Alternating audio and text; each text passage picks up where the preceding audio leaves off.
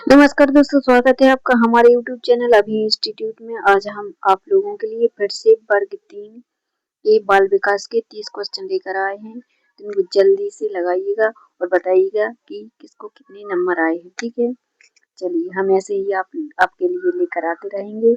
आप हमें मोटिवेट करते रहना। ठीक है, चलिए शुरू करते हैं। पहला, बच्चों की गलतियां एवं भ्रांत धारणाएं सूचित करती हैं कि बच्चों की क्षमताएं वयस्कों की तुलना में बहुत निम्न स्तर की हैं। दूसरा, शिक्षण अधिगम प्रक्रिया में महत्वपूर्ण कदम है। तीसरा, शिक्षण अधिगम प्रक्रिया के लिए रुकावट एवं विघ्न है। और चौथा दिया गया है, शिक्षण अधिगम प्रक्रिया में अनदेखी करनी चाहिए। देखिए, तो इसका सही आंसर होगा शिक्षण अधिगम प्रक्रिया इसका सही आंसर होगा शिक्षण अधिगम प्रक्रिया के लिए रुकावट एवं विघ्न यह तो नहीं हो सकता। गलती से हो गया। अधिगम प्रक्रिया में अनदेखी करनी चाहिए, अनदेखी भी नहीं करनी चाहिए। ठीक है, और सूचित करती हैं कि बच्चों की क्षमताएं वयस्कों की तुलना में बहुत निम्न स्तर की है, यह भी गलत हो जाएगा। इसलिए इसका सही आंसर हो जाएगा दूसरा नंबर।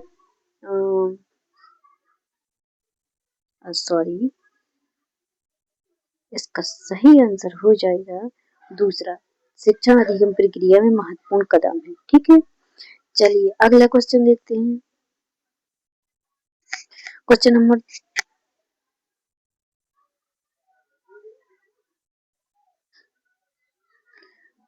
दूसरा, संरचनात्मक ढांचे में बच्चे को किस प्रकार में देखा जाता है, किस रूप में देखा जाता है।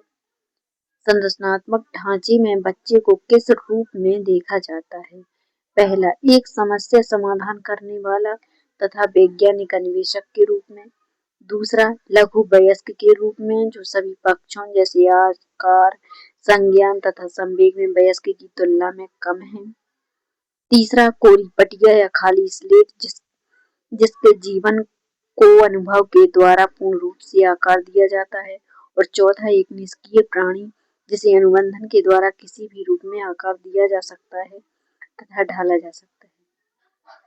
चलिए बताइए इसका सही आंसर कौन सा होगा। तो इसका सही आंसर होगा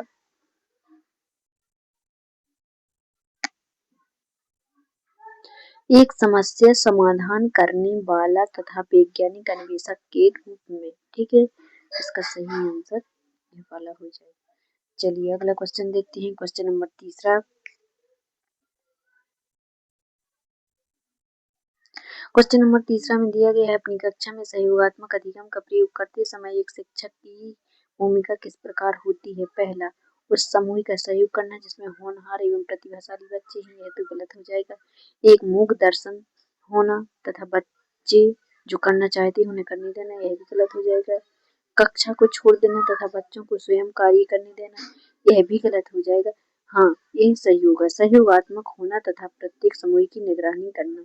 इसलिए इसका सही आंसर हो जाएगा चौथा, सहयोगात्मक होना तथा प्रत्येक समूह की निगरानी करना। ठीक है, चलिए अगला क्वेश्चन देखते हैं। Question number 4। ठीक है, चलिए शुरू करते हैं। लियो वाइगोत्स्की के अनुसार आधारभूत मानसिक क्षमताओं को मुख्य रूप से किसके द्वारा उच्चतर संज्ञानात्मक प्रक्रियाओं में बदला जाता है। पहला, अनुकूलन एवं संगठन। दूसरा, पुरस्कार एवं दंड। तीसरा, सामाजिक पारस्परिक क्रिया। चौथा, उद्दीपन अनुक्रिया संबंध। चलिए इसका सही आंसर क्या हो जाएगा। इसका सही आंसर हो जाएगा सामाजिक पारस्परिक क्रिया। ठीक है, क्योंकि वाइगोत्स्की ने बच्चे की सामाजिक संरचना के बारे में बताया है और बच्चे का समाजीकरण किस प्रकार करना चाहिए, बच्चे का समाजीकरण किस प्रकार होता है, समाज के बारे में ही उन्होंने विवरण से बताया है। इसलिए इसका सही आंसर 3 नंबर का होगा। चलिए अगला क्वेश्चन देखते हैं।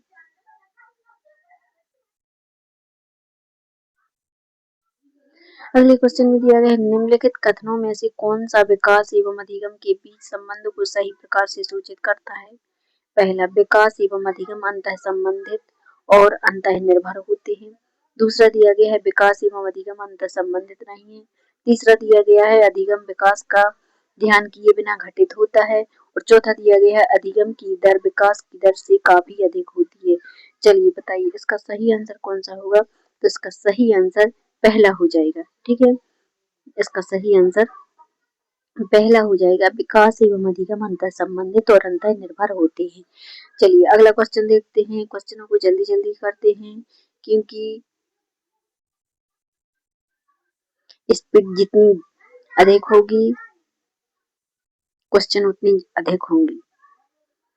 चलिए पियाजे के अनुसार विशिष्ट मनोवैज्ञानिक संरचनाओं अनुभव से सही अर्थ निकालने के व्यवस्थित तरीके को क्या कहा जाता है। मानसिक मैप कहा जाता है, मानसिक उपकरण कहा जाता है, स्कीमा कहा जाता है या प्रतिमान कहा जाता है। बताइए क्या कहा जाता है। तो इसका सही आंसर होगा स्कीमा कहा जाता है। चलिए अगला क्वेश्चन देखते हैं। Question number 7। क्वेश्चन नंबर 7 में दिया गया है एक उचित प्रश्न सुझाव के द्वारा बच्चे की समझ को उस बिंदु से बहुत आगे ले जाया जा सकता है जिस पर वह अकेले पहुंच सकती है। निम्नलिखित में से कौन सी संरचना उपरोक्त कथन को प्रकाशित करती है। पहला बुद्धि, दूसरा समीपस्थ निकटस्थ विकास का क्षेत्र, तीसरा साम्यधारण, चौथा संरक्षण।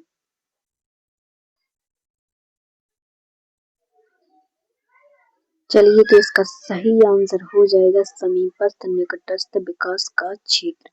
चलिए अगला क्वेश्चन देखते हैं। Question number 8।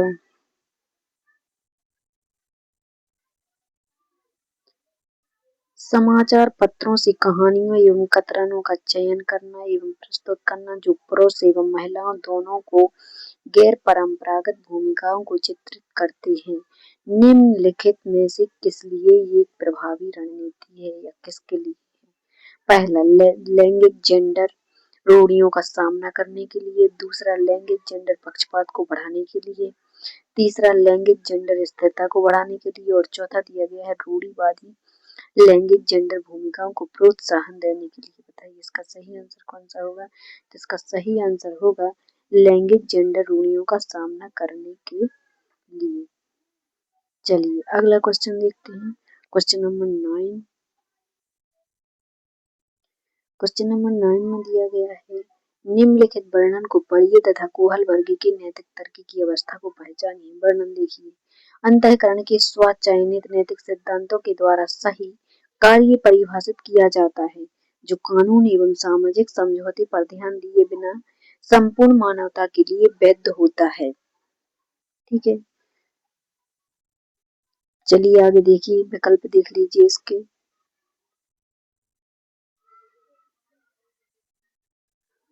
पहला दिया गया है सार्वभौम नैतिक सिद्धांत अभिविन्यास, दूसरा दिया गया है यंत्रीय उद्देश्य अभिविन्यास, तीसरा दिया गया है सामाजिक अनुबंधन अभिविन्यास और चौथा दिया गया है सामाजिक क्रम व्यवस्था विन्यास अभिविन्यास। चलिए तो बताइए इसका सही आंसर कौन सा होगा। तो इसका सही आंसर होगा सार्वभौम नैतिक सिद्धांत अभिविन्यास। चलिए अगला क्वेश्चन देखते हैं। Question number 10। Question number 10। Question number 10 में क्या दिया गया है। निम्नलिखित में से कौन सा मूर्त संक्रियात्मक अवस्था के प्रमुख कौशलों में से एक है। पहला द्वितीयक वर्तुल प्रतिक्रियाएं, दूसरा सजीवात्मक चिंतन, तीसरा सुरक्षित रखने की योग्यता और चौथा दिया गया है परिकल्पित निगमनात्मक तर्क। इसमें मूर्त के हिसाब से दिया गया है तो मूर्त तो होगा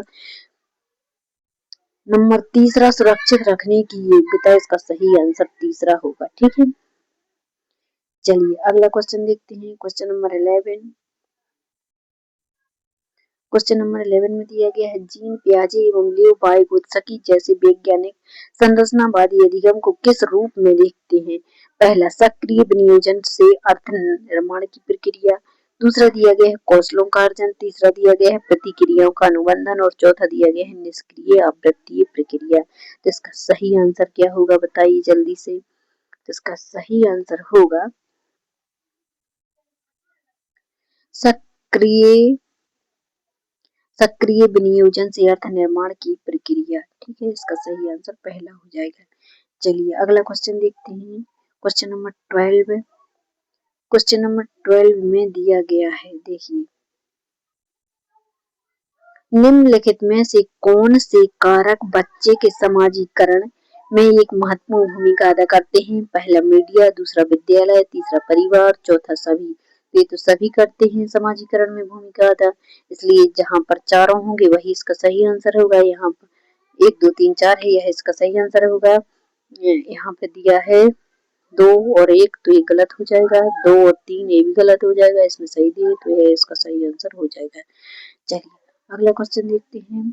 अगले क्वेश्चन में क्या दिया गया है? Question number 13। हार्वर्ड गार्डनर के बहुबुद्धि सिद्धांत के अनुसार निम्नलिखित विशेषताओं से युक्त एक व्यक्ति की बुद्धि को किस प्रकार से वर्गीकृत किया जा सकता है? विशेषताएं दी गई हैं। दूसरों की मनोदशा, स्वभाव, प्रेरणा तथा अभिप्राय को उचित तरीके से पता लगाने एवं प्रतिक्रिया करने की योग्यता क्या कहलाती है? नैदानिक होगी, प्रकृतिवादी होगी, अंतर्वैयक्तिक होगी या अंतर्वैयक्तिक होगी? बताइए। अंतर्वैयक्तिक होगी, क्या होगी? बताइए इसका सही आंसर क्या होगा? इसका सही आंसर क्या होगा?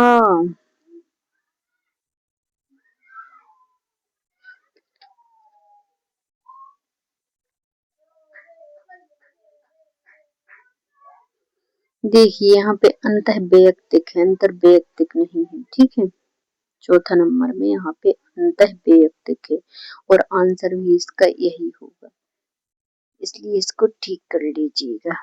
मिस प्रिंट हो गया, इसका आंसर होगा अंतर्वैयक्तिक। चलिए अगला क्वेश्चन देखते हैं। Question number 14। क्वेश्चन नंबर 14 के पहले आंसर बाद में देखेंगे, पहले प्रश्न को पढ़ लीजिएगा। बच्चों के मूल्यांकन के लिए निम्नलिखित में से कौन से कारण होने चाहिए? पहला, बच्चों को गैर उपलब्धि वाले, निम्न उपलब्धि वाले, औसत एवं उच्च उपलब्धि वाले बच्चों के रूप में अलग करना एवं नाम देना।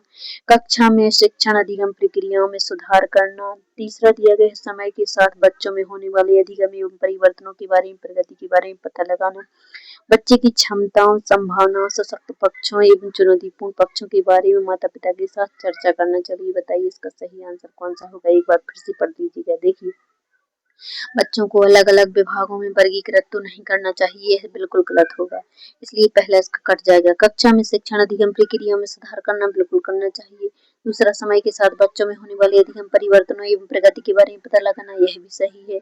बच्चे की क्षमताओं, संभावनाओं, सशक्त पक्षों एवं चुनौतीपूर्ण पक्षों के बारे में माता पिता के साथ चर्चा करना, यह भी बिल्कुल सही है, इसलिए इसका सही आंसर वही होगा जहाँ पर 2 3 और 4 होंगे। चलिए देखते हैं किस विकल्प में दिए गए हैं 2 3 और 4।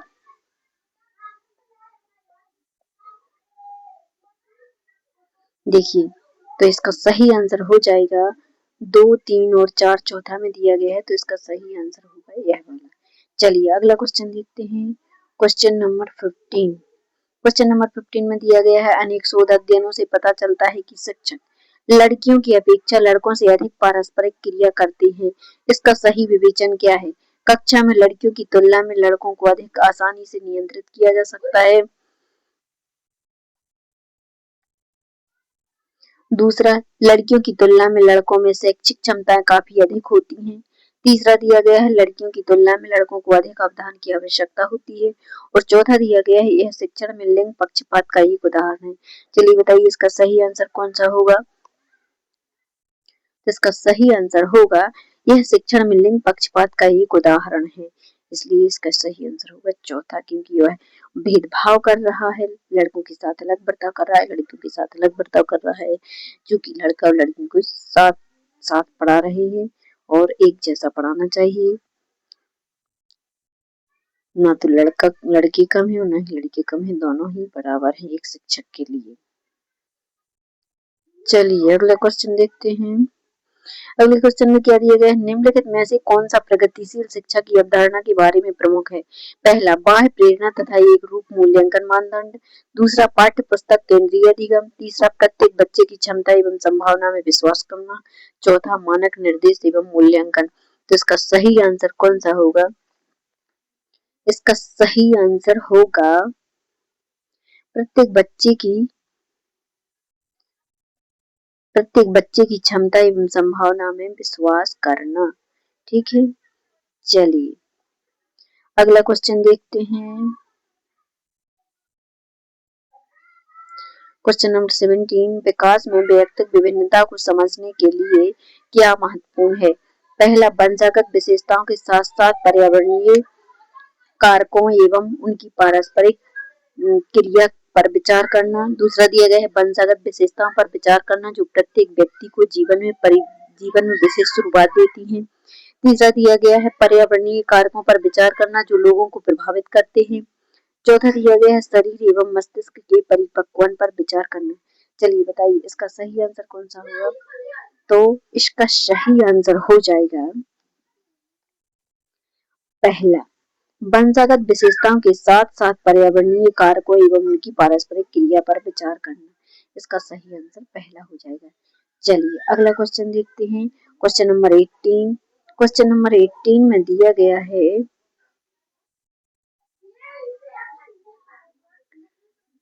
निम्नलिखित में से कौन सा विकास का सिद्धांत नहीं है? पहला, विकास की सटीक गति एवं प्रकृति जन्म के समय ही निर्धारित हो जाती है। दूसरा दिया गया है व्यक्ति अलग अलग गति से विकास करते हैं। तीसरा दिया गया है विकास तुलनात्मक रूप से क्रमिक होता है। चौथा दिया गया है विकास समय के साथ धीरे धीरे घटित होता है। बताइए इसका सही आंसर कौन सा हो जाएगा?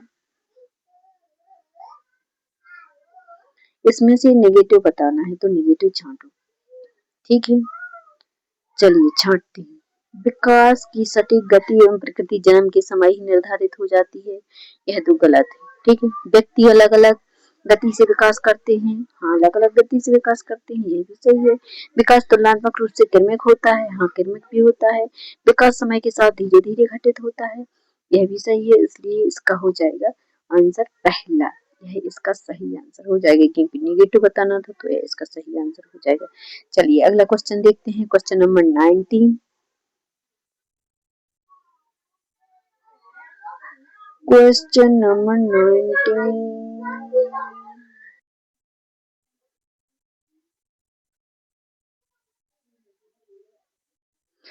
चलिए क्वेश्चन नंबर 19 देखते हैं। निम्नलिखित में से कौन सा समावेशी कक्षा में सबसे अधिक महत्वपूर्ण है? पहला, विशिष्ट शिक्षा योजना। दूसरा, एक रूप निर्देश।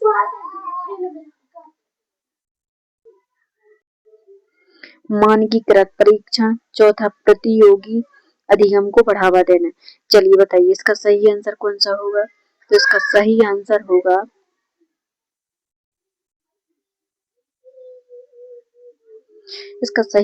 होगा एक विशिष्ट योजना, एक विशिष्ट शिक्षा योजना। ठीक है, इसका सही आंसर होगा समावेशी कक्षा में सबसे अधिक महत्वपूर्ण है जो कि। चलिए अगला क्वेश्चन देखते हैं। Question number 20। निम्नलिखित में से कौन सा युग्म अधिगमकर्ताओं एवं उनकी प्राथमिक विशेषताओं के संबंध में सही है? पहला, अवधारणात्मक कमी। अधिगमकर्ता उच्च अभिप्रेरण लंबे समय तक अवधान बनाए रख सकते हैं। दूसरा दिया गया है श्रव्य क्षतिग्रस्त अधिगमकर्ता दृश्य सूचनाओं को समझ नहीं सकते। तीसरा दिया गया है पठन अक्षमता अधिगमकर्ता धारा प्रवाह पढ़ने एवं लिखने में कमी। चौथा दिया गया है सृजनात्मक अधिगमकर्ता अति सक्रिय कार्य को पूरा करने में धीमे हैं। बताइए इसका सही आंसर कौन सा होगा? तो इसका सही आंसर होगा, देखिए उनकी प्राथमिक विशेषताओं के संबंध में बताना है तो इसका सही आंसर होगा इसका पठन अक्षमता अधिगमकर्ता धारा प्रवाह पढ़ने एवं लिखने में कमी है। ठीक है, चलिए अगला क्वेश्चन देखते हैं। अगला क्वेश्चन नंबर 21। क्वेश्चन नंबर 21 में दिया गया है एक समस्या को मूल एवं अपसारी समाधानों के साथ करने की योग्यता निम्नलिखित में से किसकी एक प्राथमिक विशेषता है? पहला दिया गया है अधिगम अशक्तता वाले बच्चों की। दूसरा दिया गया है अहम केंद्रित बच्चों की। तीसरा दिया गया है क्षतिग्रस्त बच्चों की। चौथा दिया गया है सृजनात्मक बच्चों की। ठीक है, तो इसका सही आंसर कौन सा हो जाएगा? तो इसका सही आंसर हो जाएगा यह विशेषता है सृजनात्मक बच्चों की। ठीक है, सृजनात्मक बच्चों की यह विशेषता है। चलिए अगला क्वेश्चन देखते हैं। Question number 22। क्वेश्चन नंबर 22 में दिया गया है दृश्य रूप से बाधित विद्यार्थियों के साथ कार्य करते समय एक शिक्षक को किस प्रकार के अनुकूलन करने चाहिए? पहला, अनेक प्रकार के लिखित कार्यों, विशेष रूप से वर्कशीटों पर ध्यान केंद्रित करना। दूसरा दिया गया है स्पष्ट रूप से बोलना तथा छूकर महसूस करने वाली सामग्रियों का अधिक मात्रा में प्रयोग करना। तीसरा दिया गया है कई प्रकार की दृश्य प्रस्तुतियों का प्रयोग करना। और चौथा दिया गया है स्वयं अभिविन्यास करना ताकि विद्यार्थी उसे ध्यान से देख सके। चलिए बताइए इसका सही आंसर कौन सा होगा? तो इसका सही आंसर होगा दूसरा, स्पष्ट रूप से बोलना तथा छूकर महसूस करने वाली सामग्रियों का अधिक मात्रा में प्रयोग करना। क्योंकि प्राथमिक स्कूल के जो बच्चे होते हैं वह जो देखते हैं वही सीखते हैं। ठीक है, चलिए अगला क्वेश्चन देखते हैं। Question number 23। क्वेश्चन नंबर 23 में दिया गया है सहयोगात्मक अधिगम एवं हम उम्र साथियों के द्वारा शिक्षण को एक समावेशी कक्षा में किस प्रकार से उपयोग करना चाहिए? पहला, प्रयोग नहीं करना चाहिए। दूसरा, सक्रिय रूप से आगे बढ़ाना चाहिए। तीसरा, सक्रिय रूप से हतोत्साहित करना चाहिए। चौथा, कभी कभी प्रयोग करना चाहिए। चलिए इसका सही आंसर क्या होगा? तो इसका सही आंसर होगा सक्रिय रूप से आगे बढ़ाना चाहिए। ठीक है, चलिए अगला क्वेश्चन देखते हैं। Question number 24। क्वेश्चन नंबर 24 में क्या दिया गया है? क्वेश्चन नंबर 24 में दिया गया है निम्नलिखित में से कौन सा अधिगम के सार्थक सरलीकरण के रूप में परिणत नहीं होता है? पहला, एक समस्या पर अनेक तरीकों से विचार करने के लिए प्रोत्साहित करना। दूसरा दिया गया है पहले से विद्यमान ज्ञान से नए ज्ञान को जोड़ना। तीसरा दिया गया है दोहराने एवं स्मरण करने को बढ़ावा देना। और चौथा दिया गया है उदाहरणों एवं गैर उदाहरणों का प्रयोग करना। ठीक है, चलिए बताइए इसका सही आंसर कौन सा होगा? तो इसका सही आंसर होगा दोहराने एवं स्मरण करने को बढ़ावा देना चाहिए। ठीक है, चलिए अगला क्वेश्चन देखते हैं। Question number 25। क्वेश्चन नंबर 25 में दिया गया है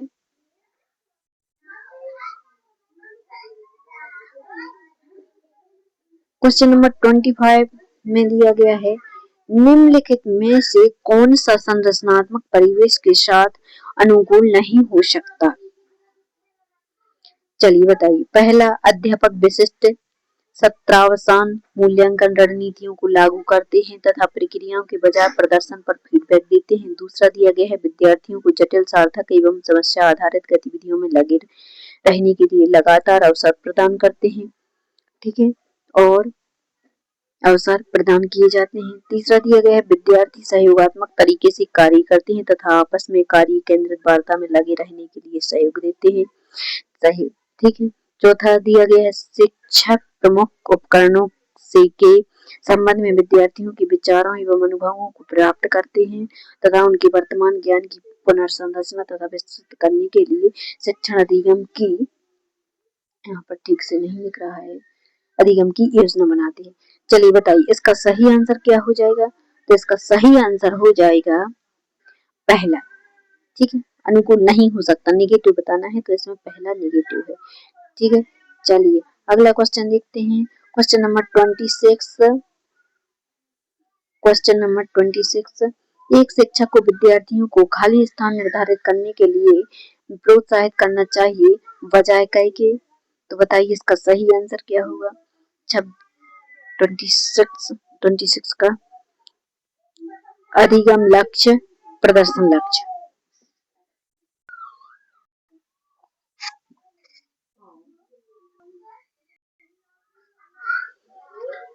चलिए बताइए इसका सही आंसर क्या होगा? पहला, अंक लेने के लिए लक्ष्य, असफलता से बचने के लिए लक्ष्य। दूसरा दिया गया है अधिगम लक्ष्य, प्रदर्शन लक्ष्य। तीसरा दिया गया है प्रदर्शन लक्ष्य, अधिगम लक्ष्य। चौथा दिया गया है असफलता से बचने के लिए लक्ष्य, अंक लेने के लिए लक्ष्य। ठीक है, चलिए बताइए इसका सही आंसर क्या होगा?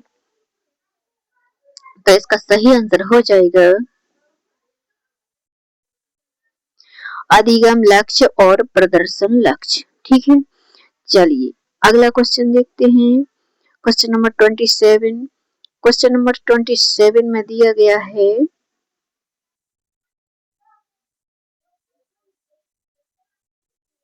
क्वेश्चन नंबर 27 में दिया गया निम्नलिखित रणनीतियों में से कौन सी बच्चों में अर्थ निर्माण को बढ़ावा देगी। पहला एक रूप एवं मानकीकृत परीक्षण, दूसरा अन्वेषण एवं परिचर्चा, तीसरा सूचनाओं का संचरण और चौथा दिया गया है दंडात्मक साधनों का प्रयोग। देखिए दंडात्मक साधनों का प्रयोग तो नहीं करना चाहिए। एक रूप एवं सूचनाओं का संचरण, सूचनाओं की संरक्षण सॉरी सूचनाओं के संचरण से अर्थ निर्माण तो नहीं होगा। चलिए तो बताइए इसका सही आंसर क्या हो जाएगा। अन्वेषण एवं परिचर्चा, हाँ ये सही लग रहा है। तो इसका सही आंसर होगा अन्वेषण एवं परिचर्चा। ठीक है, चलिए अगला क्वेश्चन देखते हैं। Question number 28। क्वेश्चन नंबर 28 में दिया गया है निम्नलिखित में से कौन प्रभावी अधिगम रणनीतियों के उदाहरण हैं। पहला लक्ष्य एवं समय सारणी निर्धारित करना, दूसरा संगठनात्मक चार्टों एवं अवधारणात्मक नक्शे बनाना, तीसरा उदाहरणों एवं गैर उदाहरणों के बारे में सोचना और चौथा दिया गया है हम उम्र साथी को समझना और पांचवा दिया गया है स्वयं से प्रश्न करना। देखिए तो इसमें बताना है कि कौन कौन से सही हैं अधिगम रणनीतियों के उदाहरण हैं। चलिए बताइए तो कौन सा इसका सही आंसर होगा।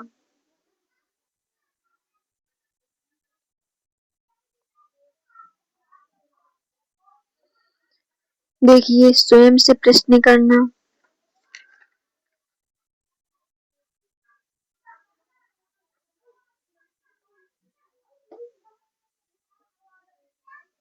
यह तो बिल्कुल सही है। हम उम्र साथी को समझना, ये भी सही है। उदाहरण एवं गैर उदाहरणों के बारे में सोचना, ये भी सही है। संगठनात्मक चार्टों एवं अवधारणात्मक नक्शे बनाना, यह भी सही है। लक्ष्य एवं समय सारणी निर्धारित करना, ये पांचों के पांचों बिल्कुल सही है। इसलिए इसके विकल्प देखते हैं तो इसके विकल्प जहां पर पांचों होंगे वह सही होंगे। तो इसका सही आंसर होगा चौथा। ठीक है, क्योंकि इसमें भी पांचों दिए गए हैं, इसमें भी पांचों दिए गए हैं, इसलिए इसके आंसर दोनों सही होंगे। ठीक है, चलिए अगला क्वेश्चन देखते हैं। Question number 29। क्वेश्चन नंबर 29 में दिया गया है निम्न में से कौन सा बाह्य अभिप्रेरणा का एक उदाहरण है। मैं अपना गृह कार्य पूरा करती हूँ क्योंकि शिक्षक प्रत्येक नियत कार्य के लिए हमें अंक देते हैं। दूसरा दिया गया है मैं अपना गृह कार्य करना पसंद करती हूँ क्योंकि यह बहुत आनंददायक है। ठीक है, तो बाह्य अभिप्रेरणा क्या है, क्योंकि यह आनंददायक है, यह तो आंतरिक अभिप्रेरणा हो गई। है ना, गृह कार्य को पूरा करती हूँ, नियत करने के लिए हमें अंक देते हैं, यह भी हमें बाह्य अभिप्रेरणा क्या होगी। चलिए इसके दो विकल्प और देखते हैं, यहाँ छूट गए थे। तो मैं बहुत अधिक सीखती हूँ जब मैं अपना गृह कार्य करती हूँ, यह भी आंतरिक हो गया। गृह कार्य करने से मैं अपनी अवधारणा को अच्छी तरह समझ पाती हूँ। तो इसका सही आंसर हो जाएगा पहला। इसका सही आंसर पहला हो जाएगा क्योंकि इसमें अंक देने की बात कही गई है। ठीक है, और अंक तो दिखते हैं और सभी को पता भी चलता है, इसलिए यह बाह्य अभिप्रेरणा हो गई। मैं अपना गृह कार्य करती हूँ क्योंकि शिक्षक प्रत्येक नियत कार्य के लिए हमें अंक देते हैं। ठीक है, इसलिए इसका सही आंसर हो जाएगा पहला। चलिए अगला क्वेश्चन देखते हैं। क्वेश्चन नंबर 30 जो कि लास्ट क्वेश्चन है। ठीक है, चलिए क्वेश्चन नंबर 30। एक प्राथमिक कक्षा कक्ष में एक शिक्षक को क्या करना चाहिए। पहला उदाहरण या गैर उदाहरण दोनों नहीं देनी चाहिए, केवल उदाहरण देनी चाहिए, केवल गैर उदाहरण देनी चाहिए, उदाहरण एवं गैर उदाहरण दोनों देने चाहिए। देखिए ये तीन तो निगेटिव हो गए है ना, और यह पॉजिटिव है, तो यह इसका सही आंसर होगा शिक्षक को उदाहरण एवं गैर उदाहरण दोनों देनी चाहिए। ठीक है, चलिए देखिए मैं अभी बाल विकास के क्वेश्चन बस लेकर आ रही हूँ। ठीक है, और अगर मुझे टाइम मिलेगा तो मैं मैथ्स भी पढ़ाऊंगी, इसलिए आप मेरे चैनल को सब्सक्राइब कीजिएगा, लाइक कीजिएगा और कमेंट में जरूर बताइएगा कि 30 में से कितने नंबर आए। ठीक है, धन्यवाद।